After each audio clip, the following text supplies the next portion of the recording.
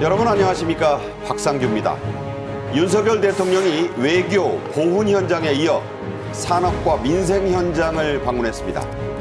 모내기가 한창인 논에서는 직접 이양기를 몰았고 새참과 막걸리를 함께하며 청년 농업인들과 대화를 나누기도 했습니다. 중국의 사드 보복과 한한령으로 막혔던 대중 수출길을 K과자는 인도와 베트남에서, 반도체와 전자제품은 북미와 유럽 시장에서 새로 뚫고 있습니다. 탈중국 수출 바람을 집중 분석해드립니다. 극심한 식량난이 가중되고 있는 북한에서 굶주리던 할머니가 손자와 함께 극단적인 선택을 했습니다. 꽃제비가 다시 등장하고 있고 가족 탈북자들이 6년 만에 나왔습니다.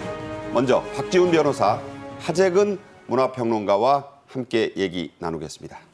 어서 오십시오. 안녕하십니까? 네, 안녕하십니까? 첫 주제입니다. 윤석열 대통령이 6월 7일 낮 충남 부여의 한 모내기 현장을 찾았습니다. 이양기, 즉 모를 자동으로 내는 기계도 직접 몰았고 청년 농부들이 포함된 천장의 농업인들과 새참과 막걸리도 함께 했는데요. 직접 보시겠습니다.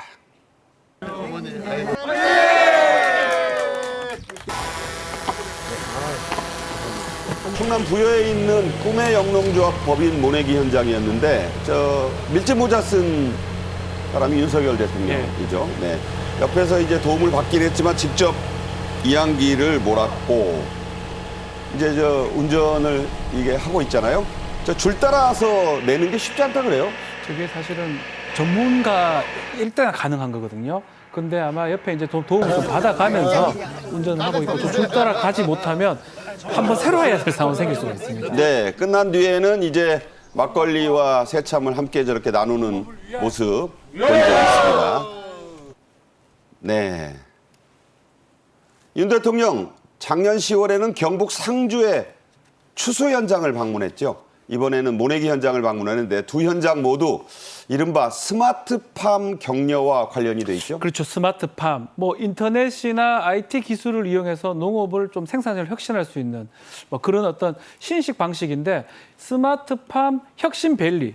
이번에는 지난번에는 상주에 갔었고요. 이번에는 지금 부여에 간 상황인데 스마트팜 쪽으로 많이 갔던 걸로 보입니다. 왜냐하면 좀 생산성도 확장, 좀 혁신시킬 수 있고 젊은 사람들이 많이 있습니다. 그 사람들을 좀 격려하기 위해서 갔다고 보면 될 것 같고 지난해 10월 달에도 추수할 때 상주에 가가지고 같이 수확한 벼도 점검하고 또 작황을 이렇게 보면서 대화의 시간을 가졌는데 이번에도 다시 모내기 하면서 또 대화의 시간을 가졌던 걸로 보입니다. 네. 자, 이 모습들 보시면서 어디서 많이 본 장면 같다 이런 대자비, 기시감을 느낀 분들이 있다고 합니다. 바로 박정희 전 대통령을 떠올린 분들이 많은데요. 1979년 서거 석 달 전 모내기 현장을 찾았던 박정희 전 대통령의 모습을 돌아보시겠습니다. 농번기를 맞아 전국적으로 농촌 일손 돕기 운동이 벌어지고 있는 가운데 박정희 대통령은 경기도 김포군 고천면에서 모내기 일손을 도왔습니다.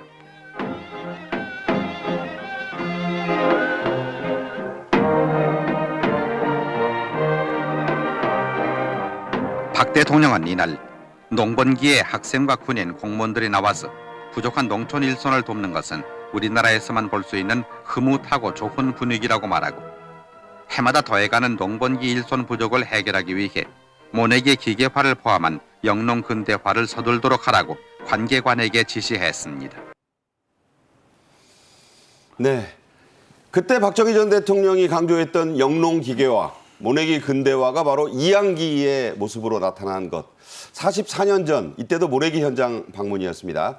농업인들과 막걸리와 새참을 함께하는 모습은 윤 대통령과 박정희 전 대통령이 매우 흡사하죠? 그렇습니다. 박정희 전 대통령을 상징하는 이미지 중에 하나가 이제 들판에서 농부들하고 같이 일을 하고 난 다음에 새참을 먹으면서 막걸리를 나눠 마시는 그게 이제 대표적인 이미지인데 이번에 윤석열 대통령이 딱 그렇게 농촌에서 일을 하고 새참 먹고 막걸리를 마셨으니까 네네. 바로 박정희 대통령의 이미지가 떠오른다고 하는 것이고 이렇게 농촌에서 막걸리를 마시는 이미지가 김영삼 대통령, 노무현 대통령, 이명박 대통령 다 나타났었거든요. 문재인 대통령도 현장에 갔었죠. 네, 문재인 대통령도 갔었고 이제 김대중 대통령 같은 경우에는 이제 몸이 불편해서 직접 모내기를 하지는 못하고 참관만 했었고 일종의 대통령의 그 전통으로 굳어졌는데 이번에 윤석열 대통령도 이제 그 모습을 보여준 것이고 이번에 좀 특이할 만한 것은 저 이항기가 자율주행 이항기라는 거예요. 아, 그래요? 그게 좀 특별할 만한 사실인데 네. 이명박 대통령은 손으로 이렇게 직접 운전하면서 했었고 근데 박정희 대통령 때는 모내기를 손으로 이렇게 꽂으면서 심었었거든요. 근데 박정희 대통령의 꿈이 중화공업하고 새마을운동이었는데 네네. 이번에 자율주행 이항기가 두 개가 만난 거잖아요. 중화공업하고 새마을운동이. 그러니까 박정희 대통령이 지하에서 이번에 모습을 봤으면 정말 감격했을 것 같습니다. 네, 그게 이제 완전 수동이 아니고 자율주행 모드가 되어 있는 이항기군요. 윤 네, 대통령 국내에서 불던 게. 처음으로 자율주행 그 테스트를 통과한 이항기였다고 합니다. 네, 그렇군요. 윤석열 대통령은 모내기와 새참을 나누면서 현장 농업인 특히 청년 농부들과 대화를 한 것으로 보도가 됐습니다. 이 컴퓨터 그래픽으로 당시의 대화 내용을 제가 직접 소개해 드리겠습니다. 자, 어떤 대화가 오갔느냐 이런 얘기인데 먼저 윤 대통령이 취미가 뭐냐고 물으니까 열심히 일 끝나고 시간 남으면 사람들과 어울려 막걸리 한잔 하는 것이다 라는 그 대답이 돌아왔다 그래요? 아마 뭐 정말 저게 치밀하기보다는 상황에 맞는 답변이었던 것 같아요. 새참이면 막걸리거든요. 농사를 하면서 중간에 하여튼 농사의 어떤 기쁨 중에 하나가 새참을 먹으면서 막걸리 마시는 그런 얘기를 하는 거고 이 앞에 이제 젊은이가 혹시 취미 뭐냐고 물으니까 여기서 같이 막걸리 마시는 거 일도 열심히 네. 하고 막걸리 마시는 거 그 얘기하면서 아마 많이 웃었다고 합니다. 그래서 같이 막걸리도 한잔하고 새참도 같이 하면서 또 좀 주목할 부분이 스마트팜 얘기를 하면서 가루쌀을 좀 해봐라. 지금 이제 쌀 같은 경우가 사실 많이 이제 뭐 너무 많이 지어지기 때문에 문제가 되니까 가루쌀을 하면서 이게 뭐 빵이나 이런 데로 될 수 있기 때문에 그 부분도 좀 강조를 했다고 그러니까 저 얘기예요. 합니다. 자, 자부심을 가지고 농사를 짓고 있다. 이게 청년 농업인이 윤 대통령에게 한 얘기입니다. 네. 현장이 부여였는데 부여에 스마트팜을 많이 유치해 선진 농업을 이끌겠다 하니까 윤 대통령이 농촌 지역도 이제는 가루쌀로 새로운 제품도 개발하고 가공 공장도 만드는 이른바 복합 지역이 돼야 한다 이런 말을 그렇죠. 했다고 해요. 더 강조를 한 겁니다. 저 부분은 어떤 거냐 하면 스마트팜 부분을 얘기를 하니까 스마트팜에서 더 나아가서 가루쌀 또 가루쌀을 통해서 제품을 생산할 수 있는 가공 농장까지 공장까지 같이 할 수 있는 복합 시설로 발전을 해야 된다라고 강조를 했습니다. 네. 자, 이 모내기나 추수를 할 때 또 백미가 새참 아니겠습니까? 새참으로 나온 음식들도 우리 밀과 지역 토착 음식을 이용한 메뉴였다는데 어떤 것들이었나요? 네, 다양한 메뉴들이 나왔는데요. 일단 우리밀로 만든 잔치국수, 그리고 해당 지역에서 나온 서리태로 만든 두부김치, 네. 그리고 우리 쌀로 만든 우렁이 막걸리 이런 것들이 나왔고 자, 우렁이 쌀 막걸리가 뭔지 궁금하기도 하네요. 그건 네. 저도 궁금합니다. 그리고 윤 대통령이 강조했던 가루쌀, 이걸로 만든 가루쌀빵, 네. 또 유기농 감자, 또 부여에서 생산된 수박, 방울토마토 이런 것들이 나왔습니다. 네. 일도 일이지만 그 메뉴에도 관심이 갈 만큼 네. 다양한 그 로컬 푸드들이 나왔군요. 그렇습니다. 네. 자, 다음 주제로 넘어가겠습니다. 중국의 사드 보복으로 인해 해외 매출길이 막히자 우리나라 기업들은 중국 시장을 빠져나와서 다른 해외 시장으로 눈을 돌리고 있습니다. 관련 내용 먼저 영상으로 보겠습니다. 해외적인 요인 때문에 경제 불안정성이 좀 지속되고 있고 또 수출과 이런 교역에 어려움도 많이 있습니다만은 저는 이런 위기가 거꾸로 하면은 바로 기회가 되는 것이고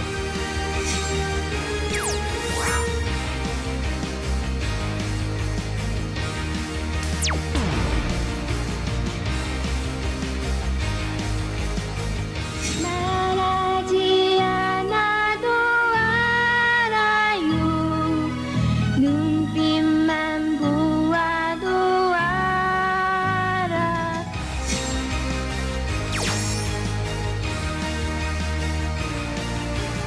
여기 녹색 점 있으면은 채식주의자들 먹을 수 있어요.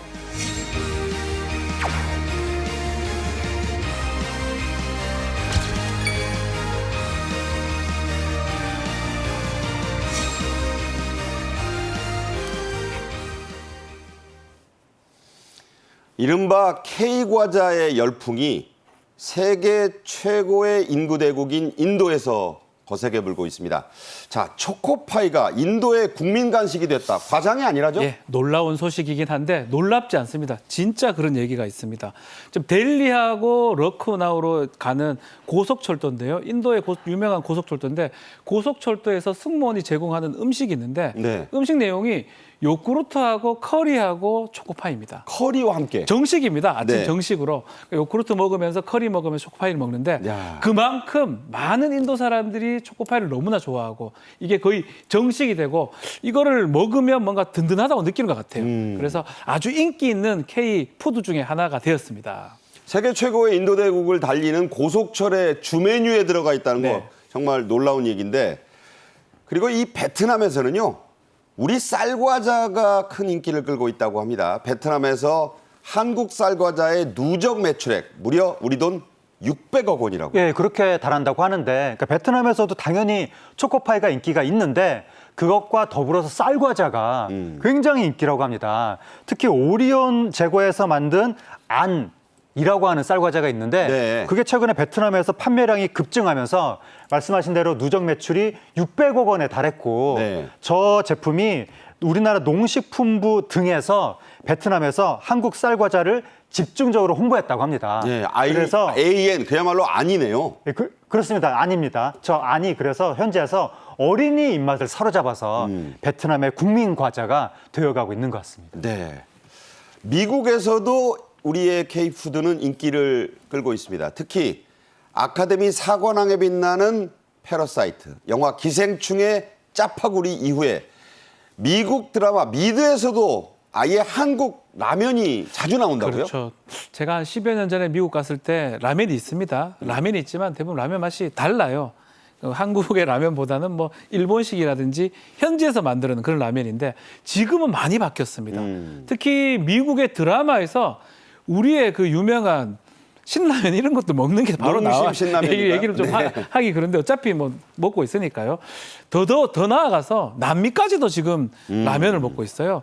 사실 입맛을 좀 맵고 짜기 때문에 좀 서양인들이 먹기 좀 어렵다고 하는데 그럼에도 불구하고 많은 남미인, 북미인들이 먹고 있고 넷플릭스 제작 드라마에서 주인공이 매일 지금 신라면을 먹는다 보니까 이걸 일부러 따라하는 사람들이 생기는 것 같습니다. 네네. 매일 먹고 그래서 지금 이 K푸드로 빵하고 만두하고 치킨, 라면까지 이게 감동의 K푸드라고 해서 미국 사람들이 너무나 지금 좋아하는 K푸드 이 네 가지가 지금 존재하고 있습니다. 라면 하면 과거에는 일본 라면이었는데 이제는 한국 라면이 미드를 장악했다. 대단한 얘기입니다. 이렇게 우리의 식음료 제품들이 최대 고객이었던 중국 시장, 여기를 벗어나고 있는 이유 뭡니까? 이게 이제 한때는 중국 시장이 성장하면서 우리나라 기업들이 너도나도 다 중국 시장에 진출을 했었는데 문제는 2016년경에 그때 사드 이게 배치가 되면서 중국에서 강력히 사드 보복을 했고 한알령이 발동이 되면서 중국 소비자들 사이에서도 불매운동 이런 게 벌어진 거예요. 그러니까 우리나라 기업들이 중국에서 막대한 피해를 입었고 네네. 근데 그 위기를 전화위복의 기회로 삼아서 미국 시장이라든가 인도, 동남아 시장에 적극적으로 진출하기 시작했던 겁니다. 네. 그러다 보니까 이제는 동남아 시장에서 폭발적으로 성장하면서 동남아 시장이 뭐 K과자, 그 한국의 피자 이런 상품들이 동남아의 국민 간식이 됐다. 이런 말까지도 나오고 있습니다. 네.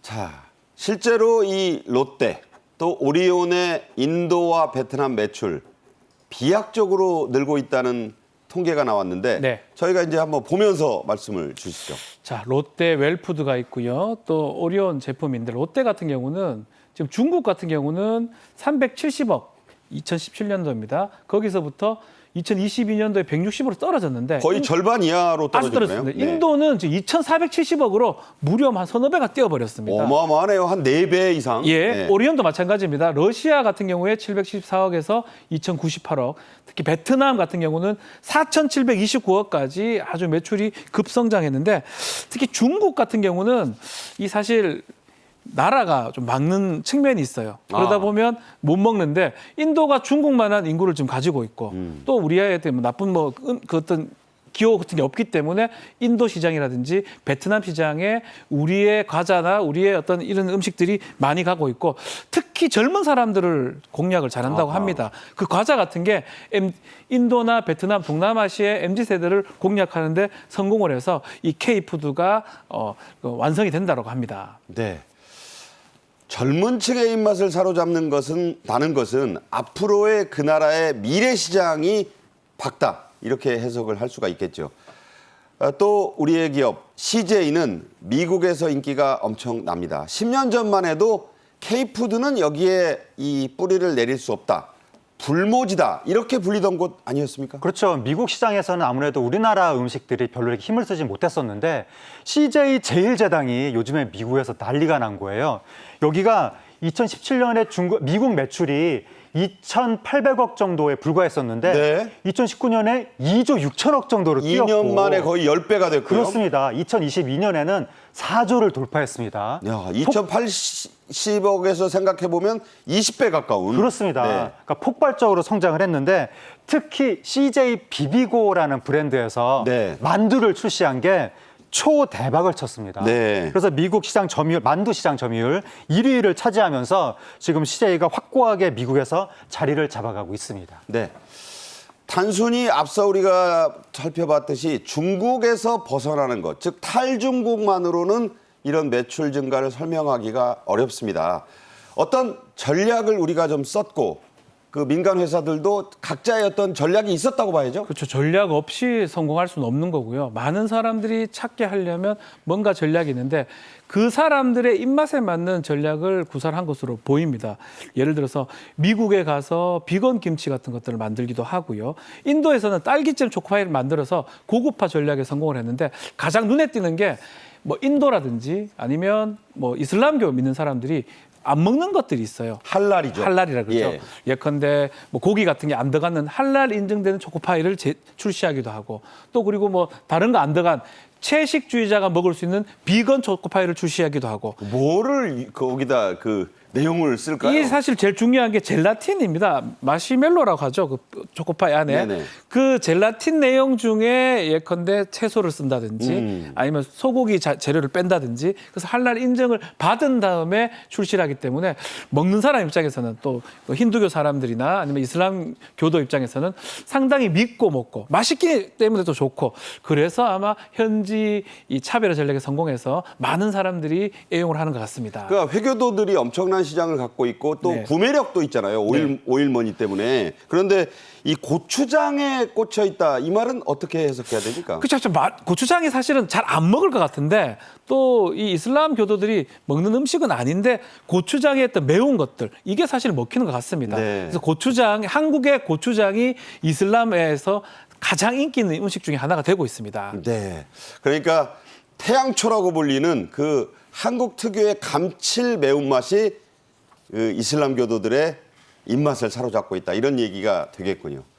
베트남에서는 K빵, 요새 모든 걸 다 K를 붙입니다만 K브레드가 인기몰이를 하고 있다. 이건 왜 그런가요? 오리온이 베트남에서 세봉이라고 하는 빵을 출시했는데 이 빵이 출시 1년 만에 3,500만 개 판매를 돌파했다고 합니다. 전에 그 따봉 생각나네요. 옛날에 따봉, 우리 예. 옛날에 따봉 있었는데. 저게 그러니까 그야말로 그거죠. 이게 좋다 이런 뜻이죠.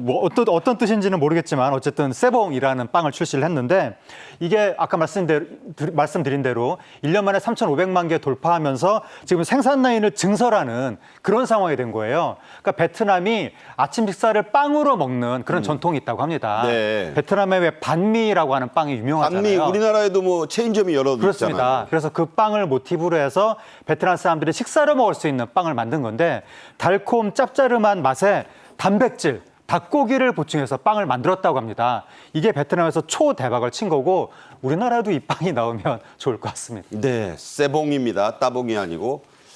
자, 우리의 대표 음식, 세계인들이 알고 있는 음식 하면 역시 김치, 뭐 불고기. 이 김치가 있죠. 김치의 약진도 눈에 띕니다.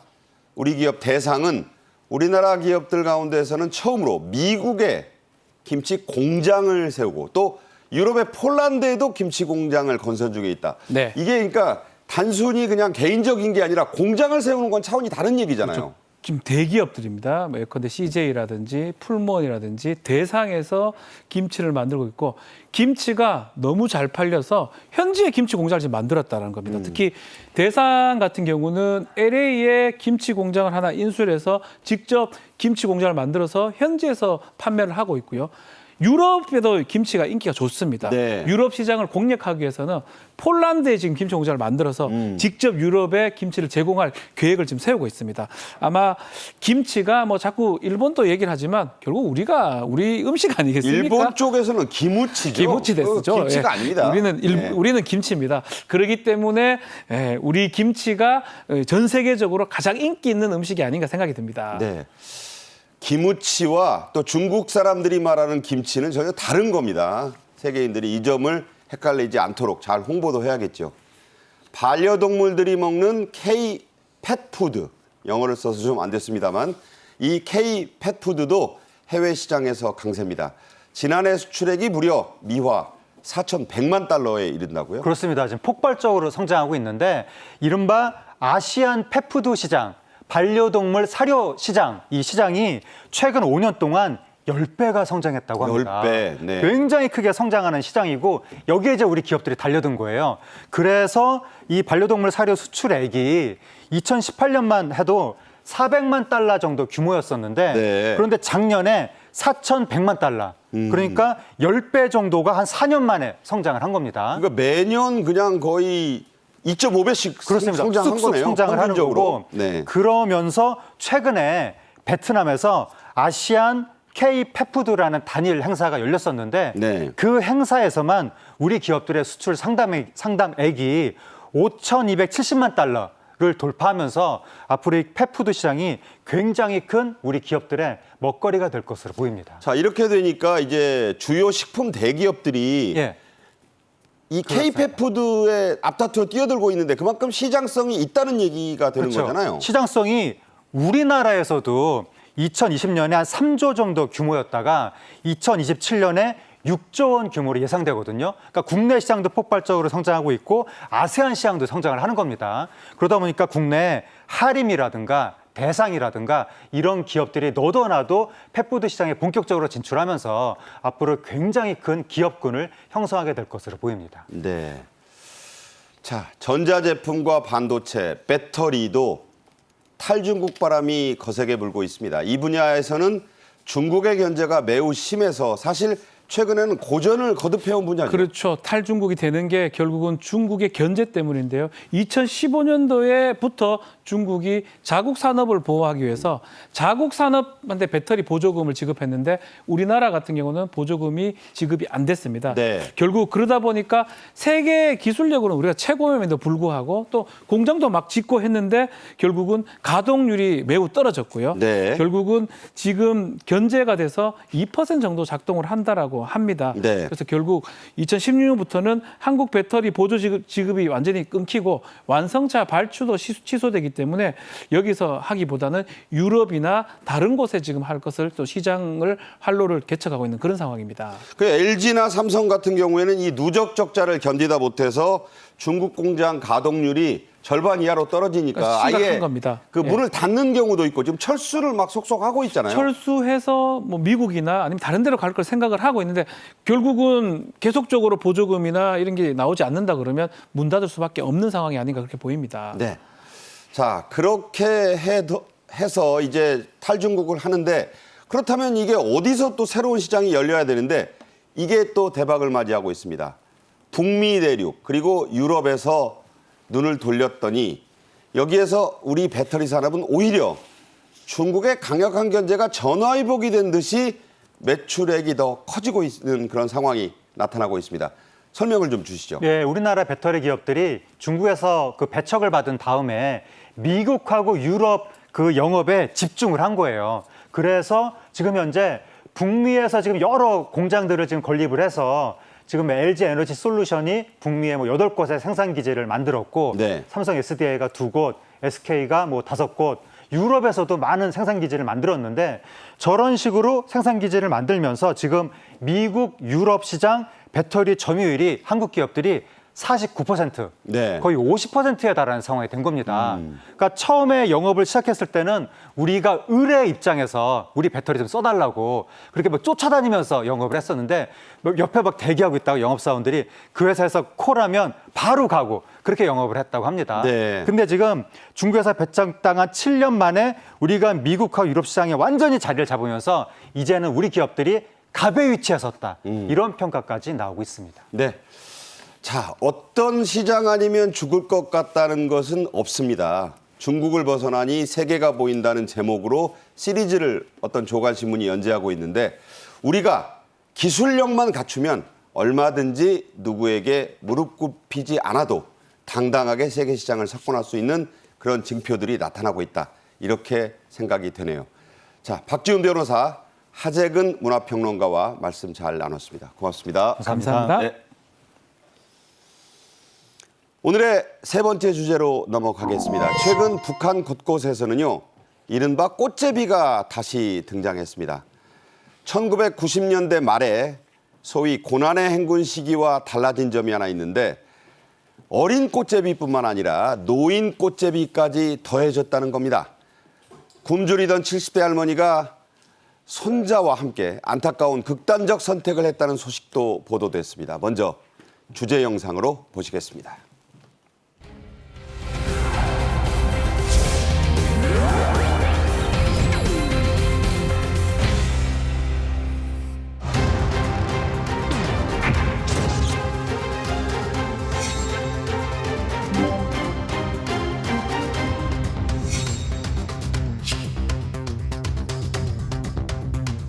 We are joined by one more witness to the ominous nature of this regime. His name is Mr. Ji Sung-ho.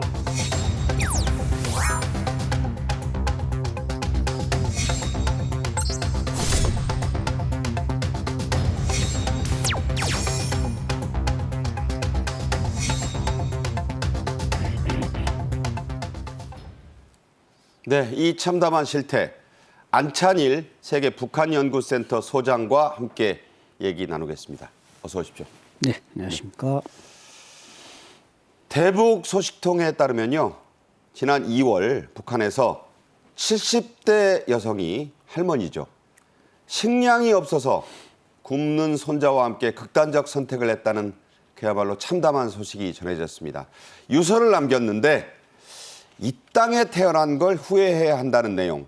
직접적으로는 저렇게 썼다 그래요. 조선 사람들. 저 조선이란 말이 이제 그 북한을 말하는 거죠. 남조선, 북조선 할 때 그렇죠. 조선 사람들은 이 땅에서 태어난 걸 후회해야 한다.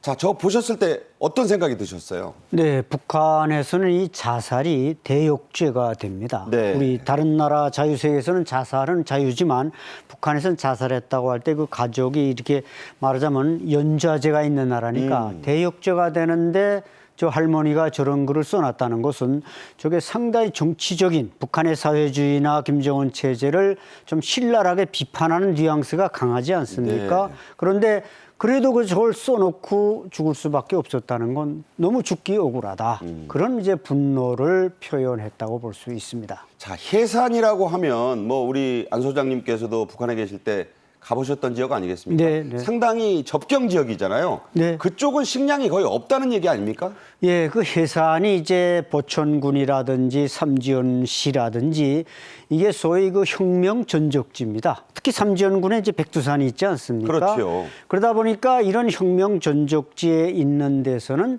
장사를 잘 못합니다. 네. 장마당이 활성화되어 있지 않습니다. 따라서 북한은 이 장사를 해야 그럭저럭 풀칠하는데 장사를 못하게 통제하는 지역에 사는 사람들이 아사하는 이런 비극으로 이어지고 있습니다. 네, 그렇군요. 또 이 대북 소식통들에 따르면요, 북한의 삼지연군, 방금 안 소장도 말씀하셨지만 또 보천군에만 전량 세대가 무려 3만 세대가 넘는다. 세대가 3만이니까 인구는 훨씬 많은 거죠. 뭐 10만 단위 이상이라고 보여지는데 이 전량 세대 1990년대에 등장했던 표현인데 또 나왔죠, 이 표현이? 네, 그렇습니다. 이 전량 세대라는 건 그냥 식량이 다 떨어졌다는 세대 아니겠습니까? 이 말씀드린 대로 이 보천군이나 삼지연군은 장사를 못하게 하니까 이게 과거 이제 사회주의가 작동할 때는 배급소에 가서 줄을 서서 타먹었지만 네. 지금은 알아서 장사해서 먹어야 되는데 소위 혁명 전적지에 사는 그런 통제 구역이다 보니까 이동이라든지 이런 데 자유가 없어서 오히려 굶주리는 사람들이 많이 늘어나게 된 것입니다. 저 자막에도 나왔지만 맨밥에 된장 찍어 먹어도 이 표현이 고난의 행군 때 나온 표현인데 그냥 들을 때는 뭔가 그런 어려움을 이기겠다라는 구호인데 실제로 그냥 맨밥에 된장밖에 못 먹는다 그런 실태를 지금 드러내주는 거 아닌가요? 그렇죠. 그런데 사실 북한 주민들이 현 경제 상황에서는 맨밥에 된장도 상당히 고급스러운 것입니다. 네. 특히 이제 춘궁기가 왔고 보릿고개가 오니까 이 풀뿌리라든지 뭐 이런 걸 캐서 식량에 좀 보탬을 해야 되는데 역시 이동의 자유가 없는 데서는 그것도 잘 안 되니까 어떻게 보면 맨밥에 된장을 먹는다. 이것도 북한 보통 사람들에게는 좀 호사스러운 표현이 아닌가 저는 그렇게 생각을 합니다. 네. 자, 우리 국정원이 국회에서 이런 보고를 했습니다. 북한은 현재 극심한 식량난에 허덕이고 있다. 그러면서 이제 그 발표가 됐는데 그래픽을 보면서 국회 5월 31일 날 나왔던 상황인데요. 자, 이렇게 보고를 했습니다. 북한의 옥수수 값이 작년 1분기 대비 약 60%, 쌀값은 30% 가까이 올랐다. 김정은이 집권한 이래 최고치를 기록했다. 5월 31일 김규현 국정원장의 국회 보고입니다. 어떻게 네. 보셨어요? 네, 북한에서의 저 쌀 가격은 이제 시장 장마당 가격을 표현하는 것입니다. 네. 뭐 당국이 주는 건 거의 없으니까 이제 장마당에서 구입을 해야 되는데 올해 초만 해도 쌀 1kg 가격이 약 5천 원 정도. 근데 사실 이 5천 원은 우리 화폐의 개념이 북한하고 완전히 다르지만 다르죠. 예, 북한 대학교 한 달 월급이 5천 원입니다. 근데 교수는 월급도 받고 쌀도 조금 받으니까 괜찮지만 보통 노동자 농민들은 거의 그런 걸 받는 게 없으니까 저걸로 쌀을 사 먹어야 되니까 네. 5천 원도 비싼데 이제 60%가 올랐다고 하니까 지금 보통 한 7, 8천 원까지 쌀 1kg 가격이 올라 버렸습니다. 1kg를 해봐야 얼마 못 먹잖아요. 그렇죠. 1kg에 봤자 뭐 4-5 식구가 하루 뭐 한 끼 먹기도 사실 어려운 겁니다. 보통 한 사람이 이제 200g은 가지 한 끼 먹지 않습니까? 네. 그렇기 때문에 이게 쌀 가격이 올랐다는 건 쌀이 그만큼 고갈됐다는 거고 수요 공급의 논리에서 볼 때 절대 부족하니까 아까 전량 가족 얘기도 나왔습니다만은 쌀 가격은 장마당에서 폭등할 수밖에 없는 겁니다. 네. 특히 이 유니세프 유엔의 보고에 따르면 북한에 사는 5살 미만의 어린이의 경우에는 18.2% 정도가 영양실조에 허덕이고 있다. 북한 어린이들의 5분의 1 정도가 제대로 먹지 못한다. 이런 얘기래요.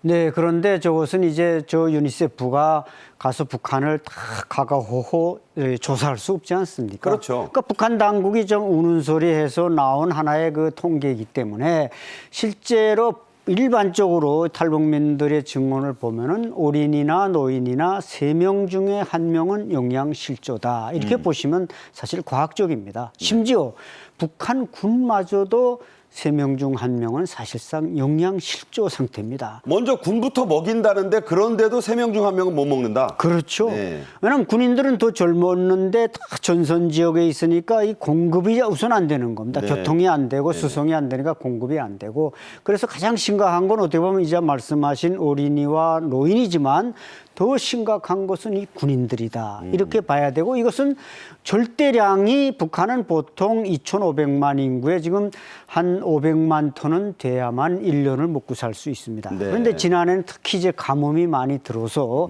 식량 부족량이 100만 톤 이상이 부족하기 때문에 이걸 외국에서 사와야 되는데 돈이 없는 겁니다. 네, 네. 그러니까 영양실조에 걸릴 수밖에 없습니다. 네. 북한의 식량난이 이렇게 점점 심각해지고 또 없어진 듯했던 꽃제비가 노인 꽃제비까지 더해서 늘어나는 이유. 북한이 최근에 핵과 미사일 개발에 천문학적 자금을 쏟아붓는 데 있다. 이렇게 볼 수 있습니다. 이게 미사일 하나 개발하는데 뭐 9천억 원 이상씩 들어간다고 하니까 그 정도면 1년간 북한 주민들 다 먹여 살리는 돈 아닌가요? 그렇죠. 태국이나 중국에서 싼 옥수수를 사오면은 얼마든지 식량을 조달할 수가 있습니다. 올해 들어와서 북한이 벌써 73발이라는 엄청난 미사일을 쏘지 않았습니까? 73발. 네, 73발을 쐈습니다. 이것은 그야말로 말씀하신 대로 중국이나 태국이나 이런 데서 값싼 옥수수를 사올 경우 몇백만 톤을 사올 수 있는 돈입니다. 어마어마한 양이죠. 네, 어마어마한 양입니다. 그렇기 때문에 김정은 정권이 지금 뭐 핵 개발에다가 핵무기 개발에다가 곧 뭐 7차 핵실험 얘기도 나오고 지금 또 그 7.27 북한이 소위 그 전승절에 열병식도 또 준비하고 있습니다. 네. 그러니까 지난 4월에도 했고 28절 때도 했고 1년에 3번 이상 열병식을 하면은 여기에 들어가는 식량과 돈이 엄청나게 또 소모가 되는 것입니다. 네. 따라서 이런 군사 모험주의가 식량 부족의 또 절대적인 원인이 되고 있다. 이렇게 볼 수 있습니다. 네. 자, 해산 같은 그런 접경 지역은 그렇다 쳐도요. 북한의 개성하면 개성공단이 있었고 또 남쪽에 가까운 곳에 있고 비교적 좀 부유한 곳으로 알려진 큰 도시입니다. 그런데 이 개성시에서까지 굶어 죽는 사람들이 잇따르고 있다. 자, 이런 그 휴민트의 보고가 있어요. 네네. 안 소장님도 들어보셨습니까? 네, 저도 들었고 뭐 언론에도 보도가 됐고, 그러니까 이 개성시라는 게 직할시인데 한때 이제 황해북도에 들어갔다가 다시 지금 직할시로 분할해 나왔습니다. 그러니까 개성시는 좀 어떻게 보면 평양이나 이런 데 빼앗기는 게 적어서 잘하면 작업자족이 되는데 왜 이렇게 개성시에서까지 아사자가 나오냐 하면은 개성에는 그 황해북도에 2군단, 북한 2군단이 있고 북한군이 한 5, 6개 사단이 개성 지역에 주둔하고 있습니다. 그렇군요. 그러니까 이 군인들은 지금 민간 부락을 습격해서 가축이나 식량이나 자간 빼앗아갈 수 있는 건 다 빼앗아가는 겁니다. 그러다 보니까 개성 시민들이 작업자족이 안 되고 공급도 안 되고 하니까 개성시에서까지 아사자가 나온다는 건 그 외 다른 북한 지역에서 얼마나 식량 위기가 심각한가 하는 것을 알려주는 전 하나의 신호등입니다. 그러니까 개성이 저 정도면 다른 데는 더 볼 것도 없다. 그렇습니다. 그런 이제 하나의 그 바로미터 같은 곳이다 이런 말씀이에요. 사실 북한의 꽃제비 출신 하면 우리나라에서는 지성호 의원을 떠올리게 됩니다.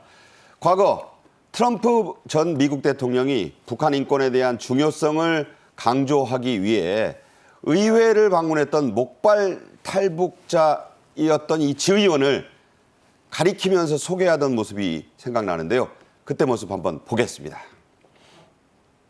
We are joined by one more witness to the ominous nature of this regime. His name is Mr. Ji Sung-ho. 자, 이 지성호 의원 지금 목발을 쳐들던 모습은 뭐 시청자 여러분들도 다 또 기억이 새로우실 텐데 1996년이었습니다. 북한에서 굶주리면서 열차에 실린 석탄을 훔쳐서 먹을 걸 구걸하다가 기차에 자기 다리가 치여서 저렇게 불구가 됐다.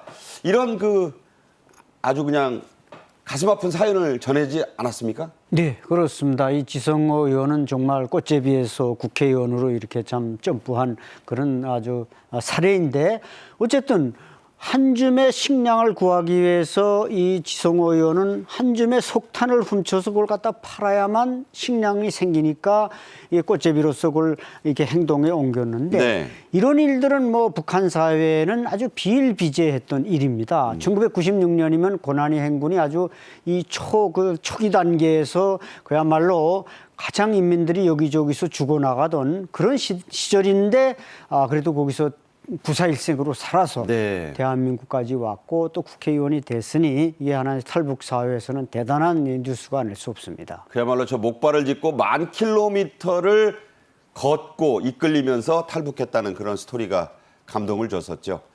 북한의 식량난이 이렇게 갈수록 심각해지자 김정은은 책임 비서들에게까지 옥수수 도시락을 싸갖고 다니다. 단일화 이런 특별한 지시를 내렸다고 합니다. 옥수수로 만든 이 강냉이 국수가 특히 인기라는데 관련 영상 보고 얘기 이어가겠습니다. 강냉이 전문 식당들이 생겨나 맛 좋은 강냉이 국수를 봉사하고 있습니다. 하지만 사람들이 즐겨 먹는 이 강냉이 국수에 어떤 사랑이 깃들어 있는지 아는 사람은 많지 못할 것입니다. 강냉이 국수의 질을 높여주시려 그토록 마음 쏘신 경의하는 원수님.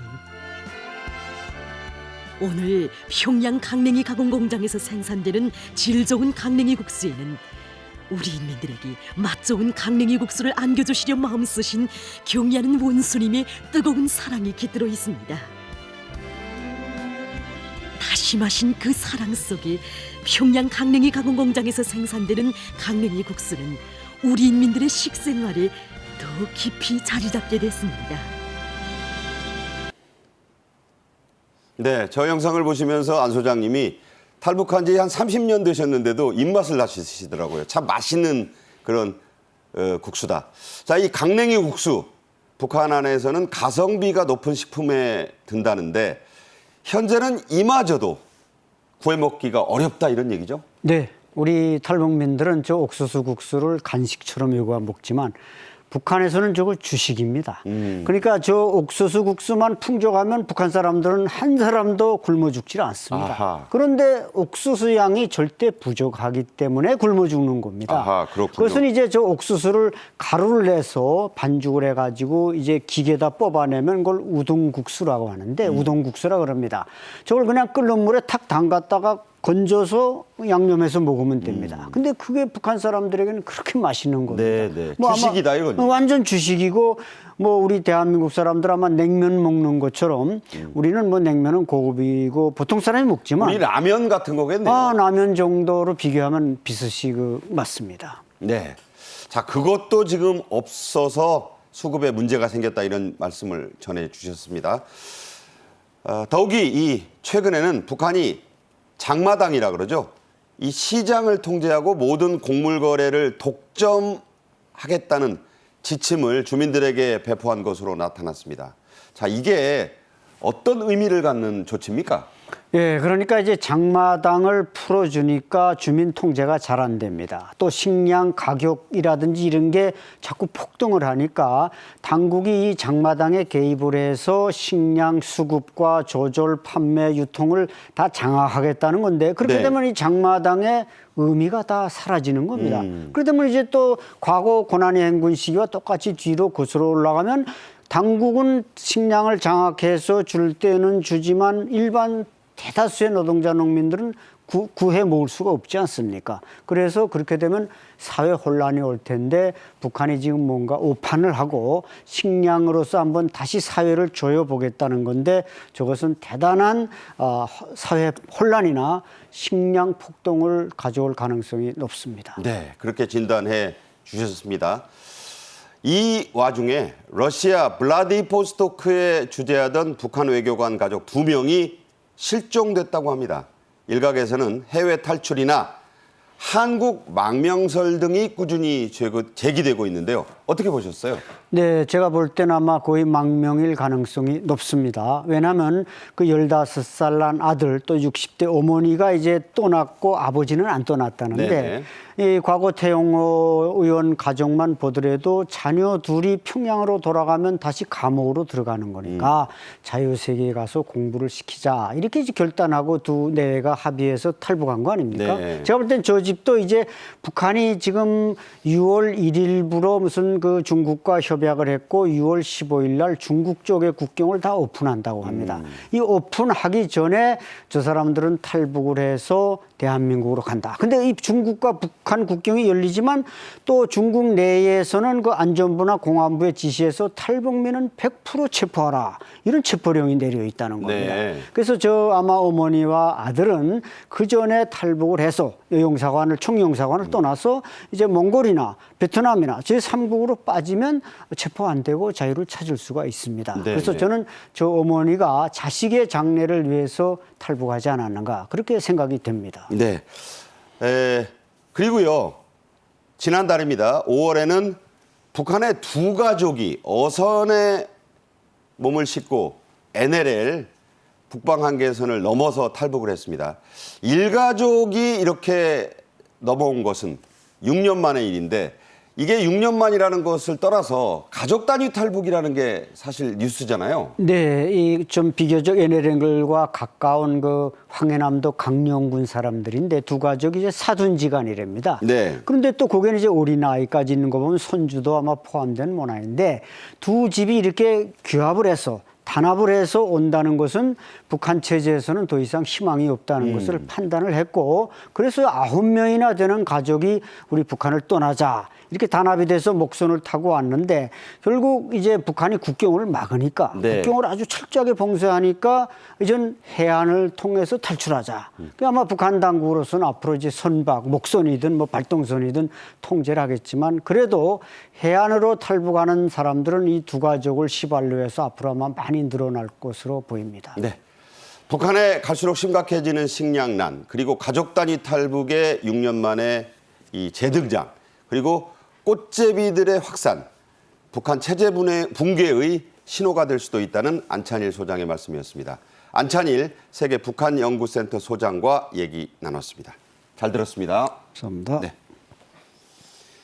오늘 저희 정책엔 이슈가 준비한 소식은 여기까지입니다. 시청해 주신 여러분 감사합니다.